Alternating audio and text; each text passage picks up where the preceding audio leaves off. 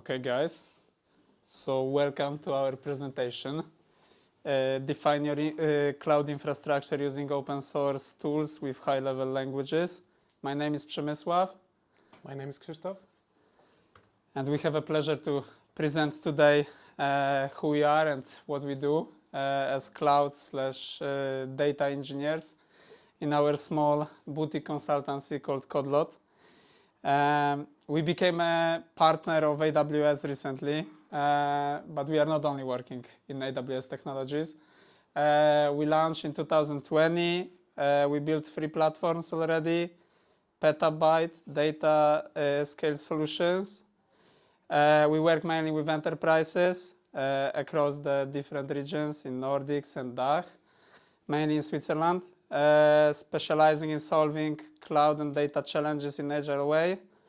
And we are trying not to get into the vendor locking position, but we are working in quite flexible and transparent way. So the most important for us is the customers which we are serving and how do they work. Quick agenda. It's not as colorful as the Novo Nordisk one, but we will start with the introduction, then we will go through the CDK, Pulumi, and then we will close with the summary. So regarding introduction, guys, you ate pizza, and I think it's time for some warm-up. I am a triathlete as well, but today will not be about triathlon. It will be about infrastructure as code solution. So if you can grab a phone, I know that we all have phones, and scan this lovely QR code, and go into our Mentimeter. When the first question to you guys is infrastructure as code for you, what does that mean? So if you can answer, I will give you like 1 to 2 minutes and grab some water.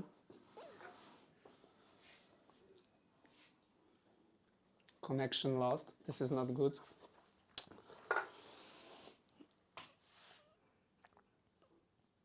Let's see.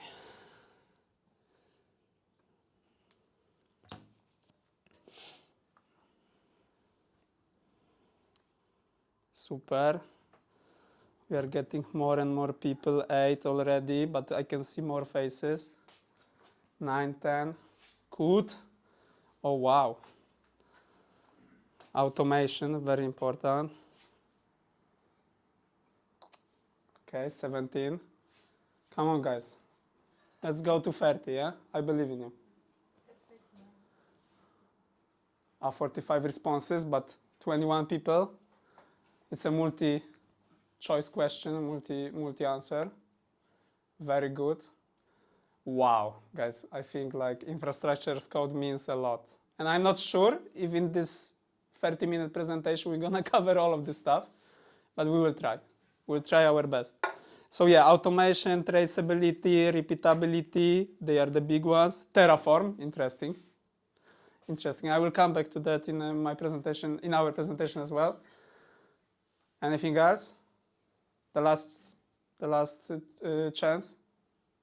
2, 3, okay.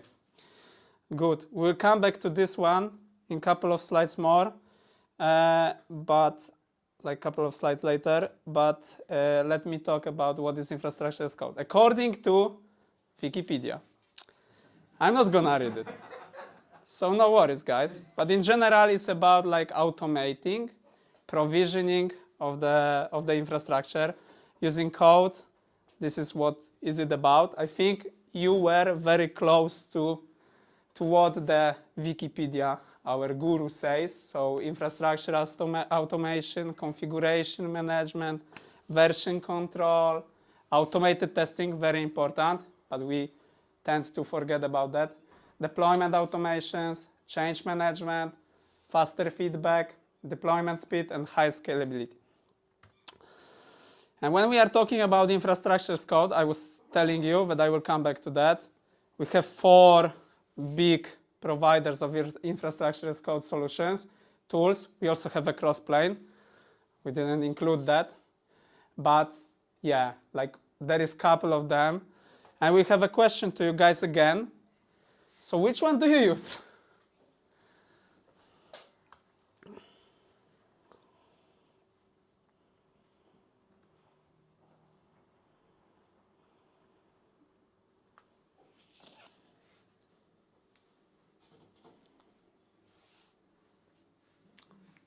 Okay. Okay, we have some CloudFormation. Oh, others. That's interesting. Okay, a lot of Terraform. Wow. That's what I was expecting, to be honest. That's why it's in the middle, not the first. Okay. Thank you for these answers. Can you say maybe what other tools do you use? Okay. Any others? Does in-house built tools count as that? Yes. Yeah, absolutely. Yeah. If you are not using none, then it means that you are doing everything in console, like manually, correct? Or scripting? Okay, that's fine. But we are here to kind of like persuade you to use one of them or like any other. But this is good stuff. And then we have one more question to you guys. So if you are thinking about like building enterprise scale solution, you would choose probably Terraform. But besides that, any other? Guys, if you can answer this question again, that would be awesome. Others, okay.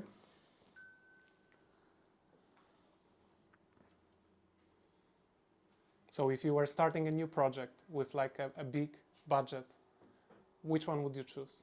If you could invent your project, you can drive the technology. What would that be?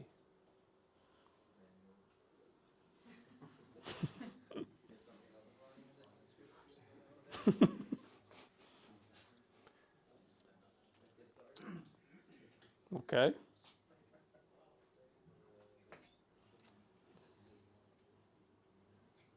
Okay. Last ideas, last clicks. Okay, Terraform became a king again. That's fine.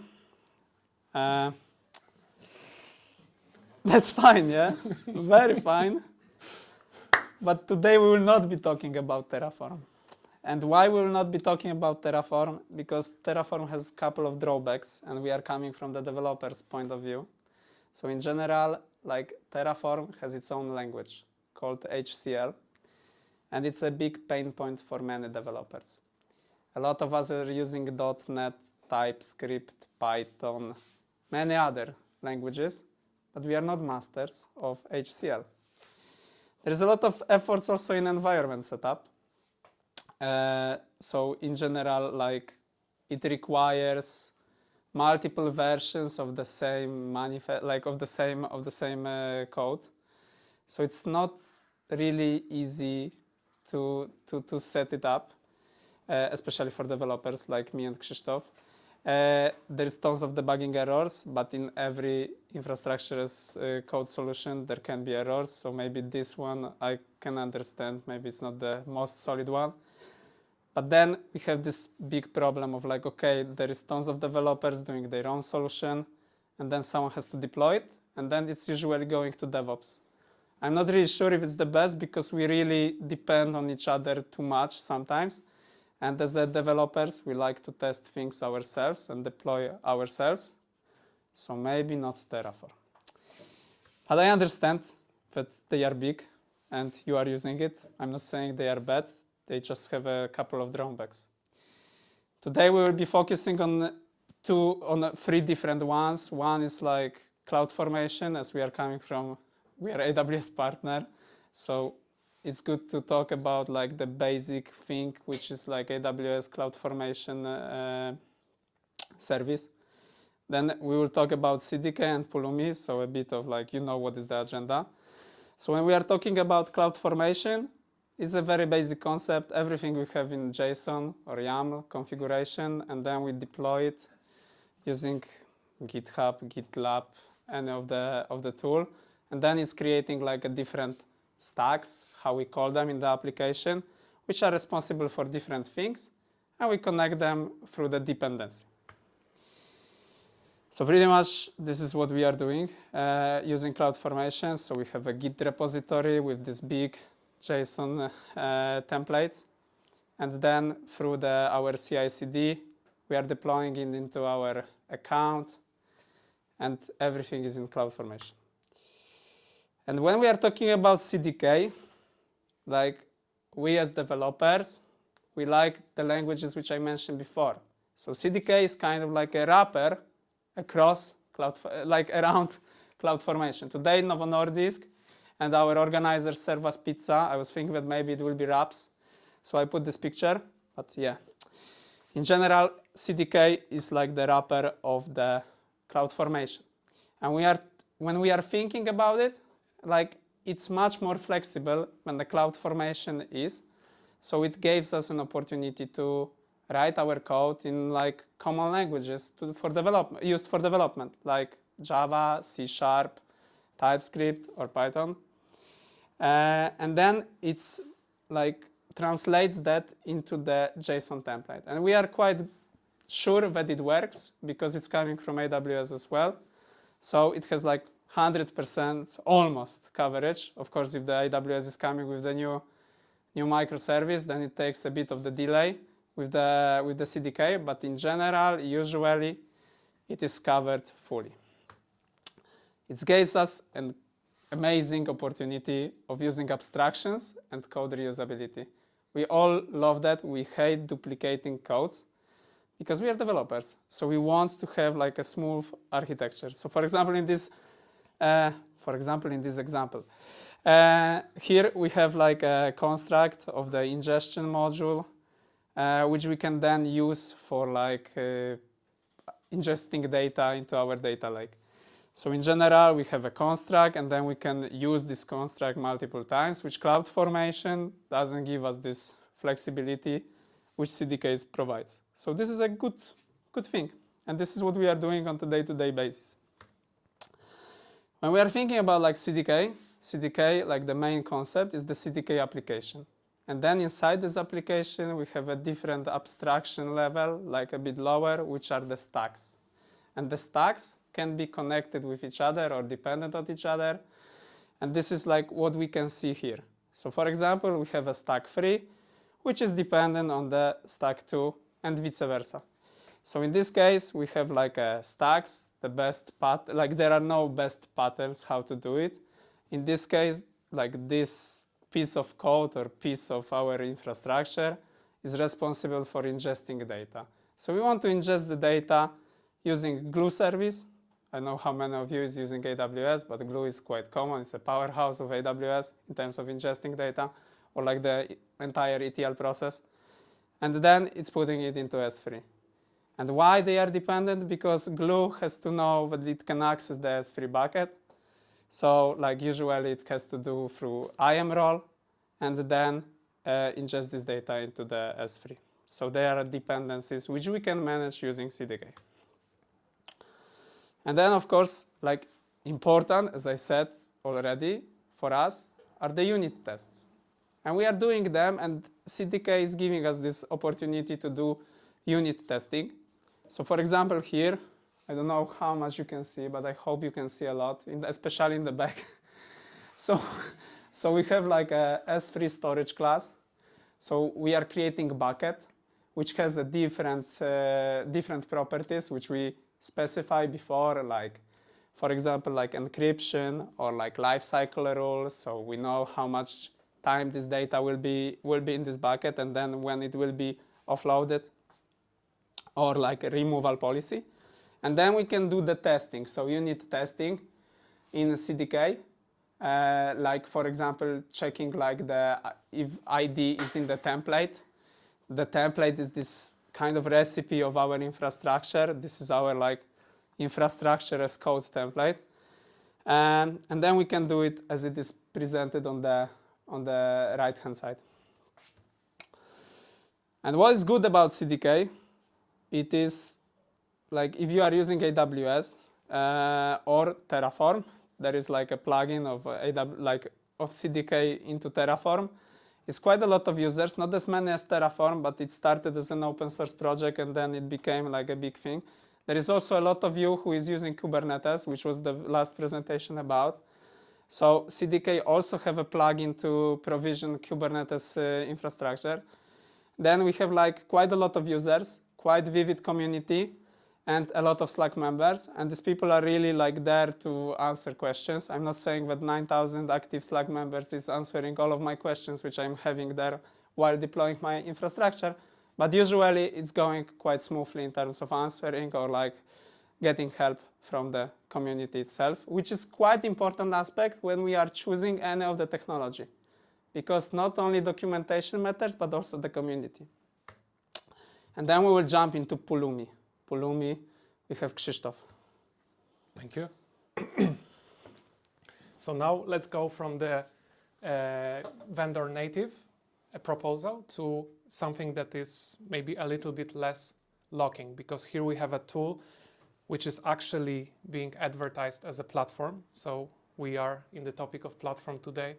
Platform today means many things, like we heard in the previous presentation. A node can mean many things to people.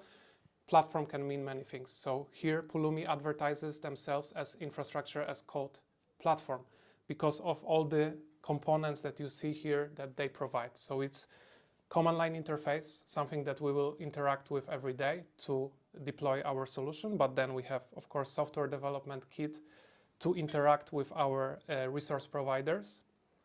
We have the deployment engine, which is a separate entity. Then something that is a little bit better than CDK, which is environment secrets and configuration. In CDK, currently, secrets are not really managed that well. So that's definitely a big plus for Pulumi here. Then there is a component called Pulumi Cloud, where you can manage your entire infrastructure, and that's probably where the platform aspect comes, called Pulumi Cloud. And as we are targeting our talk to be open source tools, it's under open source license. Now, when we talk about resource providers, we just went from CDK, which is one public cloud specific tool, to a tool that can serve multiple purposes, just like Terraform does. So we have, except AWS, we have Azure, we have GCP, we have Kubernetes, but also 150 plus other cloud vendors and SaaS providers. So we have a tool which promises to deliver a lot.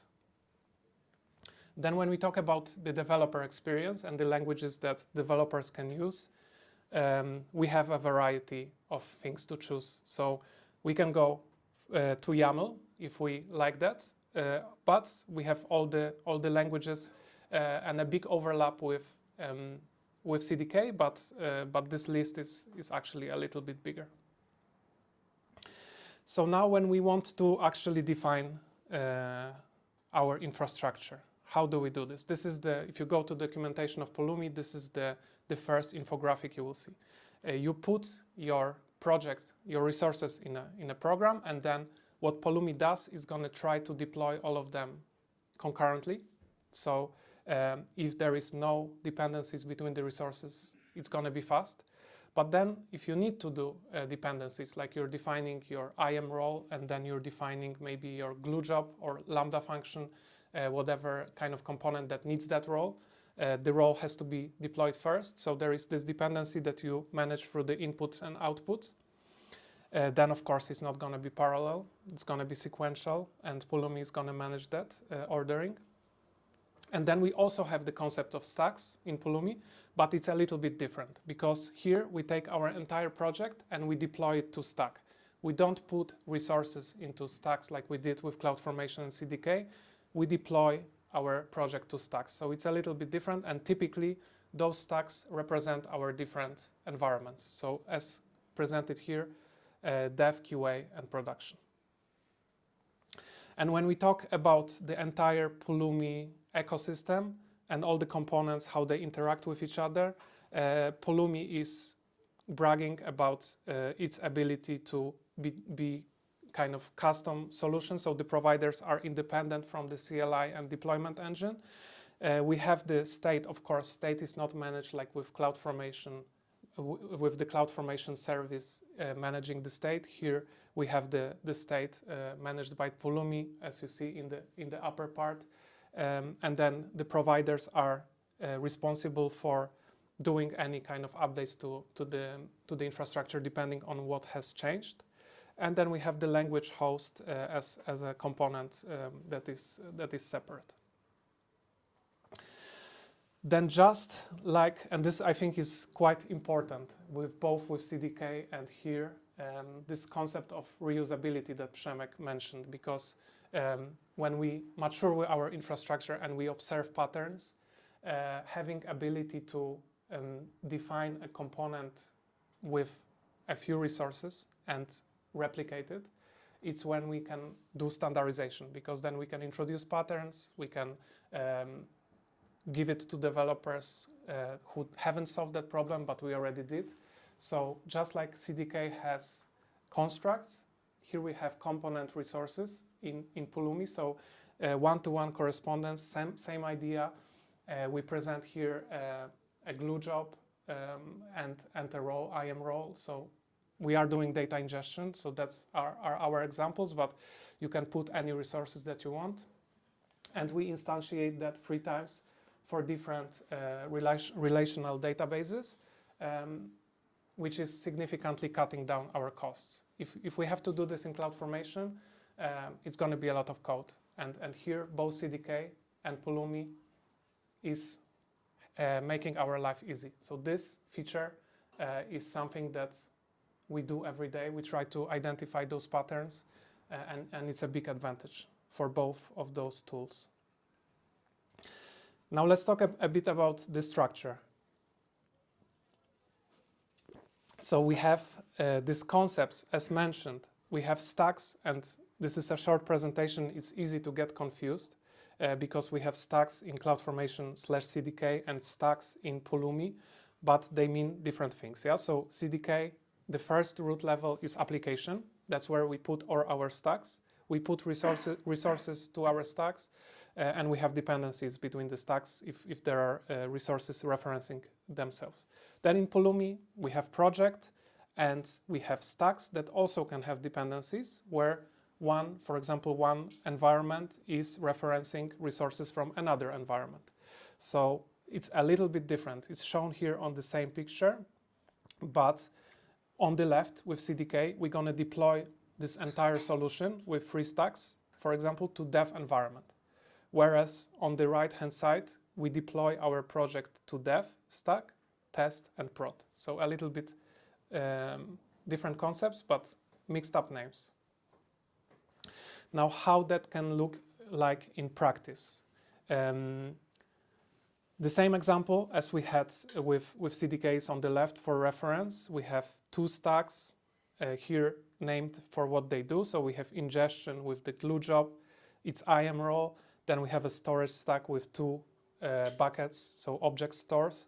And we want to do the same with Pulumi. With Pulumi, we just create a project where we put all those resources together if they belong together.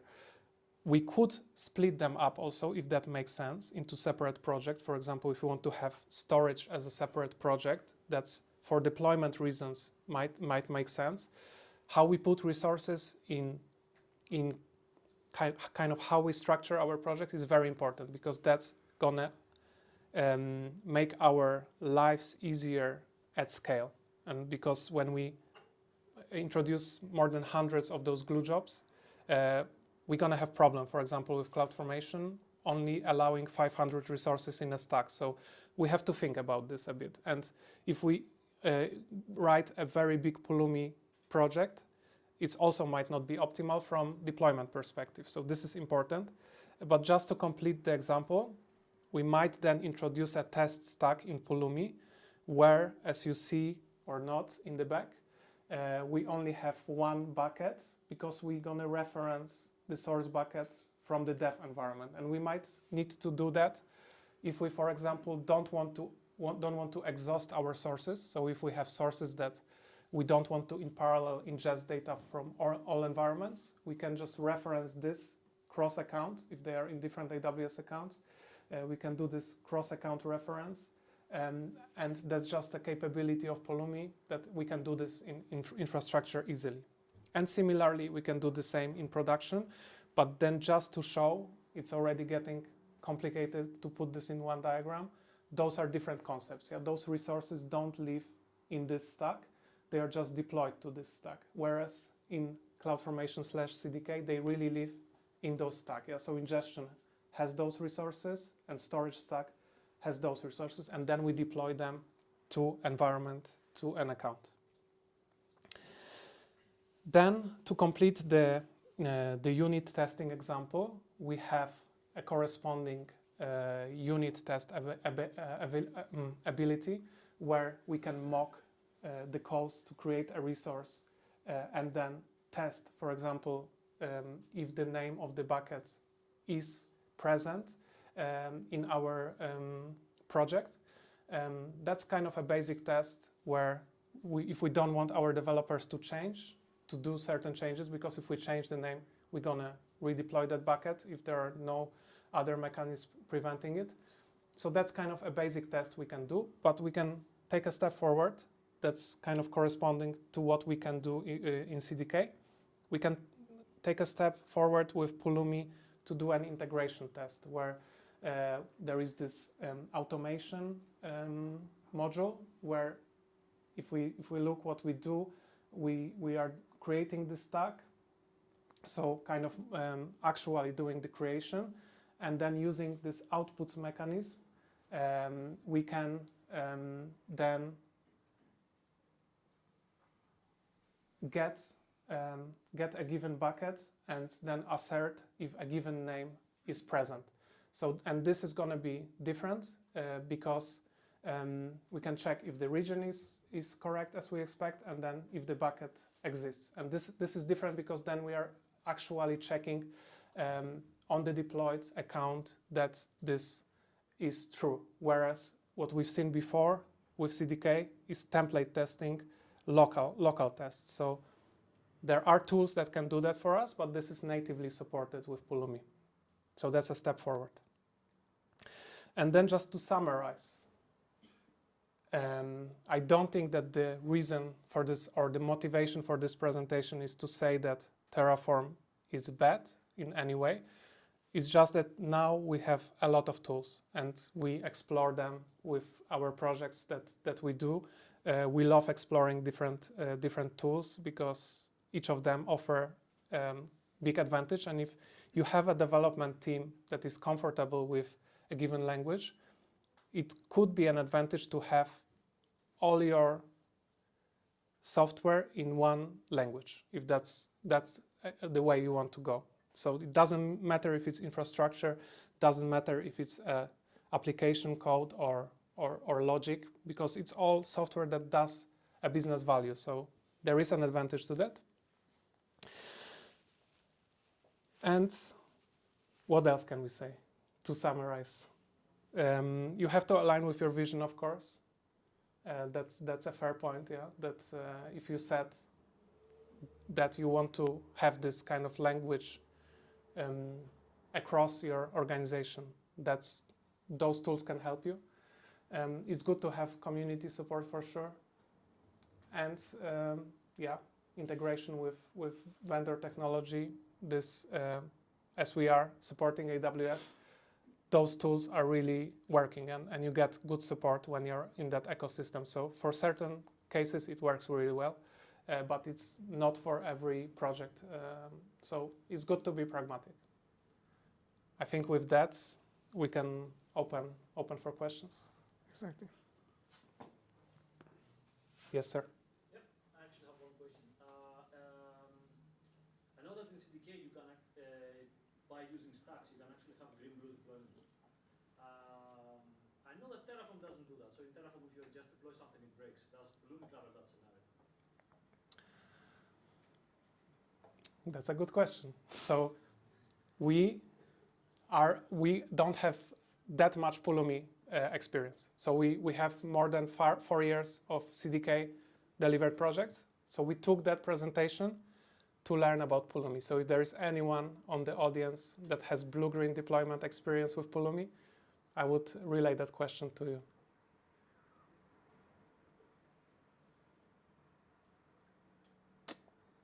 But we will check, yeah? You can come after and then say your name, and then we'll spend the night as a consultants to try to figure it out. But yeah, sorry, we don't know, to be honest. Better to say that we don't know. But good to say question.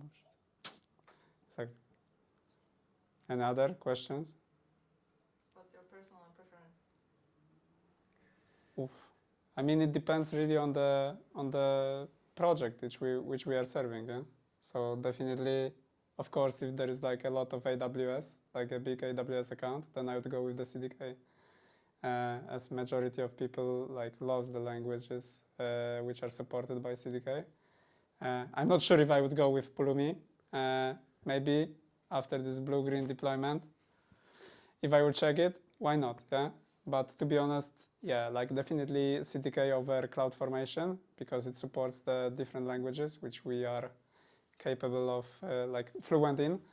And yeah, I don't know about the Terraform. There is like a big discussion. Go ahead. So let's say you're not on AWS, so basically CDK is useless. Which one would you use? Yeah, so okay. yeah, so I think we're biased because we have software background. So Pulumi, I'm hearing a lot of good things, but if we deliver solution for enterprise, I would be curious to see how well it behaves with scale, and how to structure the project when there is really like thousands of resources, because at that scale I don't have experience, so I don't know. I think it looks very good. We're like reading about it and hearing about it, but yeah, I don't know. I would love to check, but I think Terraform would be, of course, a very good, very solid choice. Not for me. I'm just like I hate Terraform, just so you know. Okay. I think there is also this discussion before I let you go that platform teams could be building with Terraform, and then kind of satellite teams that are contributing to the platform could be using tools like that, because those tools, they interact with each other. Yeah, they can import resources defined by other tools. So for example, if you have a platform team, enterprise level platform team providing accounts with networking security built in, we can import those resources with tools like that, kind of to consume and then build on top. Yeah, so it doesn't mean like we have one technology that we are locked out. We can interact with those tools, yeah, together. Yeah. So I was one of the people who answered Terraform, probably very plain Terraform. What's your experience when you actually have a programming language available? What's your experience and recommendation in terms of how much logic you want to put into the code?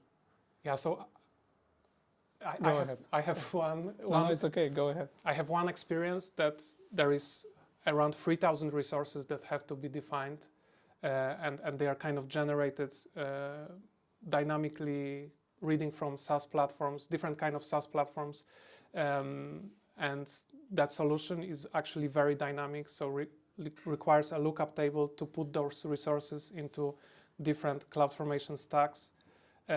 So of course that's specific to that technology, but I think having that kind of high-level language, for me to automate that process, it was a big improvement. Like it was natural to kind of construct that solution. But in general, I think observing this tool for 4 years, developers that have Python experience, they find it natural to work with this tool, and they appreciate it. Even when they come from Terraform experience, after 1 year, 2 years, they now say they would prefer that tools. And I like the unit testability. Mm-hmm. What I've seen with Terraform is that when people go crazy in Terraform and start using loops, we've also seen some incidents because other people have then modified something and then redeployed the wrong thing. So I certainly see the need for a unit testing framework when you have logic in the scripts. Yeah, having a good coverage of unit tests is able to catch those some of the errors. Yeah, that's for sure a very, very good thing. Yeah. It would be interesting, not to throw anyone on the bus here or something, but just to hear like Novo's view on cross-plane versus Pulumi versus Terraform versus other tools. I mean, my understanding is they've done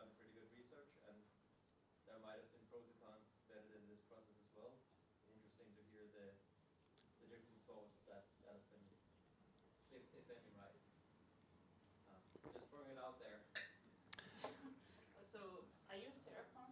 I haven't used CDK. I used Pulumi a little bit. And decision why why we decided to use Crossplane. First of all, that is Kubernetes native, and most of the stuff that we are trying to do is with the Kubernetes. So it was, let's say, obvious choice in that case. The second thing, what I hate in Terraform is we can name many things, like versioning. You know, you join the company, somebody leaves modules, and then you need to rewrite everything, and then like there's so many drifts and so many Terraform plans that it has like 100 changes that you need to deploy, and nobody deployed it, and that's kind of stuff like it can easily become, if it's not managed in a proper way, come like unbelievably hard to like fix. So what I like about Crossplane is that drift changes.